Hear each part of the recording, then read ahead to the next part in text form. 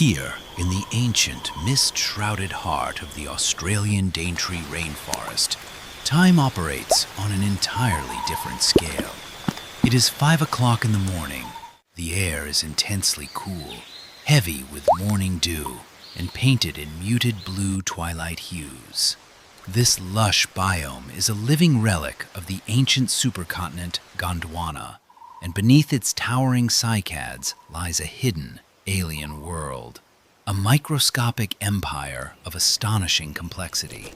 As the first faint light breaks, the nocturnal assassins begin their retreat.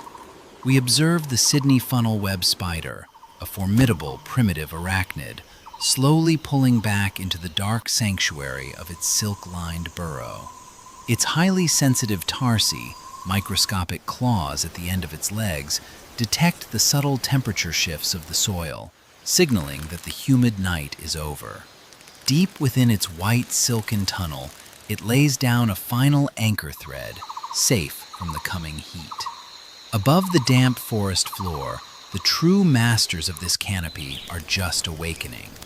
The green tree ant, the undisputed apex engineer of the Daintree, steps onto a massive dew-covered broadleaf. It sweeps its long, jointed antennae through the humid air. These antennae are incredibly complex chemical receptors, reading the atmospheric pheromones left by previous generations. With meticulous care, it grooms its serrated mandibles and microscopic compound eyes. Every step it takes lays down a chemical trail from its abdomen, a highly specific liquid pheromone map that will soon guide an army of thousands. Down in the decaying leaf litter, an armored giant stirs.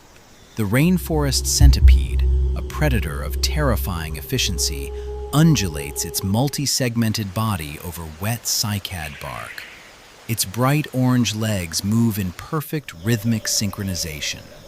Tucked beneath its heavily armored head are the forcipules, highly modified legs acting as venom-injecting pincers.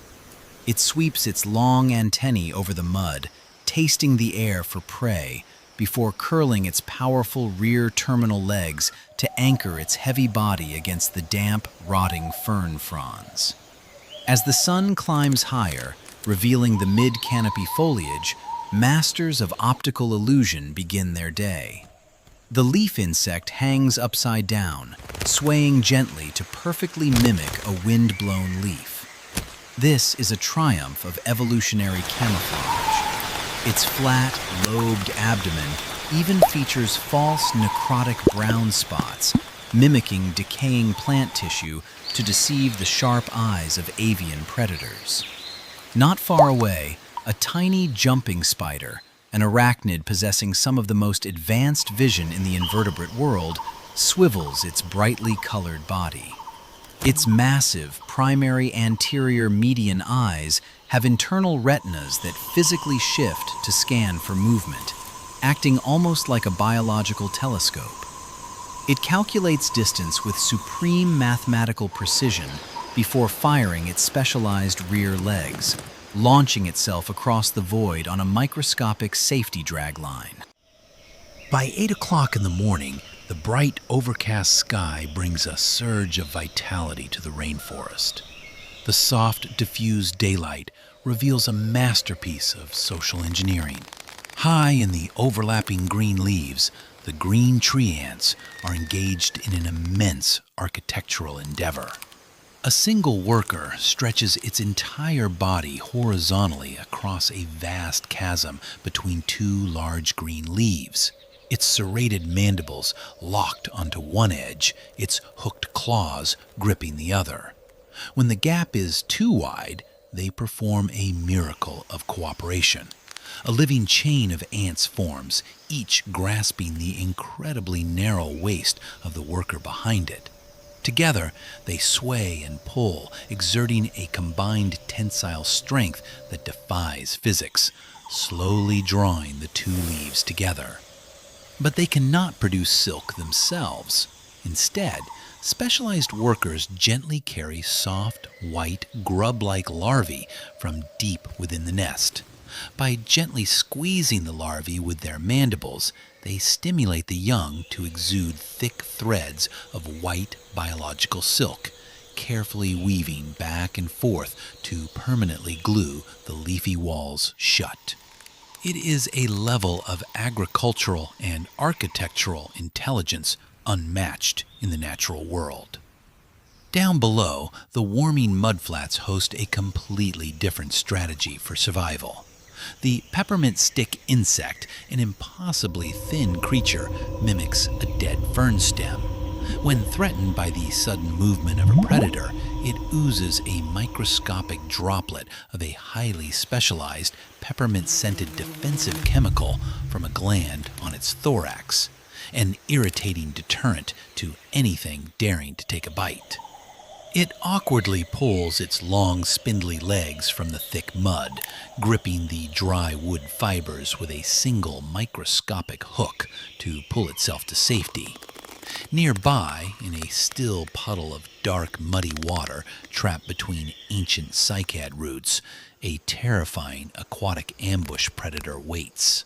The giant water bug, perfectly camouflaged as a dead, sunken leaf, extends a snorkel-like breathing tube from the tip of its abdomen to break the surface tension of the water. Its massive, bulging, compound eyes search the glassy surface, while its sharp, raptorial front claws stay tucked tight, ready to unfold in a fraction of a second to deliver a venomous strike through its syringe-like rostrum. As the morning progresses toward 11 o'clock, the undisputed heavyweight champion of the micro-world emerges. A colossal male Rhino Beetle lumbers across a smooth, decaying cycad log. Protected by an immensely thick exoskeleton composed of hardened chitin, it rears up on its spine-covered legs to display its massive, curved cephalic horn. This structure is not just for show.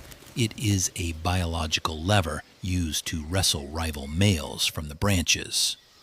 With a single push from its incredibly powerful front legs, it effortlessly bulldozes heavy wood debris out of its path, a true titan of the Gondwana undergrowth. By 11:30, the intense midday heat and heavy humidity settle over the Daintree. The flat, natural light forces the inhabitants to adapt or perish. The micro-world slows down, seeking refuge in the deep shadows of cycad bark crevices. Deep inside its silk-lined cavity, the funnel-web spider pulses its abdomen in a slow, deep respiratory rhythm. Arthropods do not have lungs. Instead, they breathe through a network of microscopic tubes called tracheae, which open to the outside world through specialized pores called spiracles. We can observe the spiracles along the heavy armored abdomen of the Rhino Beetle, visibly expanding and contracting, carefully managing airflow to minimize fatal water loss in the oppressive heat. Even the highly active jumping spider tucks its furry pedipalps tightly inward to conserve every precious droplet of moisture. Yet the green tree ants cannot afford to rest. Dehydration is a constant threat to the colony. A cluster of vibrant orange workers discovers a massive spherical dewdrop resting on a waxy green leaf. They gather around the water source, their mandibles rapidly opening and closing as they scoop the liquid. We can see their abdomens physically swell and stretch as they ingest vast quantities of water. They are not merely drinking for themselves, they are acting as biological reservoirs. Upon returning to the nest, they will share this vital fluid with the rest of the colony through a process called trophallaxis, ensuring the survival of the collective over the individual. Hanging perfectly still in the humid air, a massive female golden orb weaver rests in the hub of her vast geometric web. The incredible yellow silk she produces is known for its astonishing high tensile strength and extreme elasticity. As heavy morning condensation pulls the web downward, she minimally twitches a single long striped leg to pluck a tension thread, testing the structural integrity of her trap. Beneath her abdomen, her specialized spinnerets extrude fresh droplets of golden liquid, ready to be pulled into solid structural strands if the heavy moisture damages the geometry of her architectural masterpiece.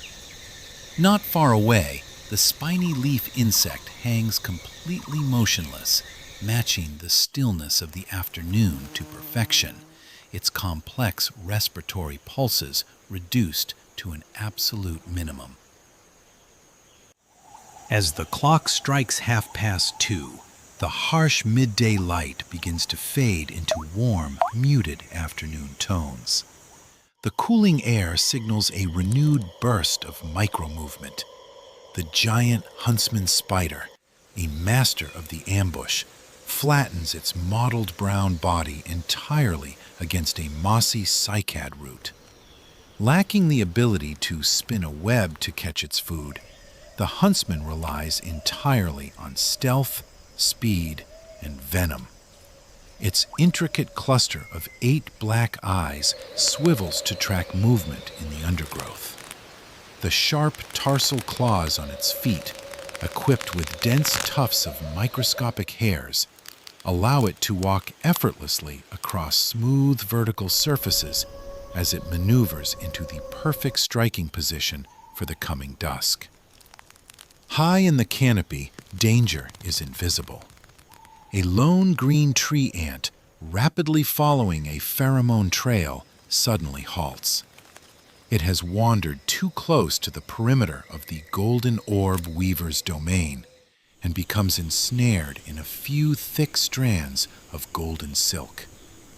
The ant struggles violently, its 6 legs flailing in a rhythmic, desperate attempt to pull free.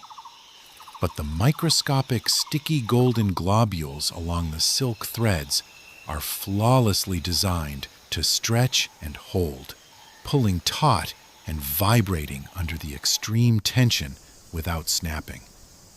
Inside the heavily guarded interior of the green tree ant nest, the true purpose of their empire is revealed. Thousands of workers move in a collective, continuous swarm over vertical clusters of white, grub-like larvae and pearlescent eggs. The humidity inside the woven leaf chamber is carefully regulated. Workers gently manipulate and groom the soft larvae with precise mandibular movements, removing microscopic debris and parasites to prevent fungal infections. They constantly reposition the microscopic eggs along the silk-lined walls to ensure optimal airflow. Every action is dictated by a complex chemical vocabulary, a unified superorganism working seamlessly to guarantee the next generation of the Green Empire. The time is now 5:15 in the evening. The diffused daylight fades entirely, replaced by breathtaking, dusty muted orange and deep blue twilight hues. The Daintree transitions to the nocturnal shift. The giant centipede emerges from the deep shadow crevices once more, its terrifying venom claws flaring open and closed, testing the wet, cycad bark. But this hour belongs to a much grander spectacle. The ultimate payoff of the rainforest day is about to unfold. Resting perfectly motionless on a smooth piece of cycad bark near its massive, empty, fibrous cocoon is the colossal female Hercules moth. Boasting one of the largest wing surface areas of any insect on the planet, it is a true relic of the prehistoric world. This magnificent creature possesses no mouthparts. It cannot eat or drink. It survives in this adult stage for only a few short days, living entirely off the energy reserves it built up as a caterpillar. Its only biological imperative is to mate.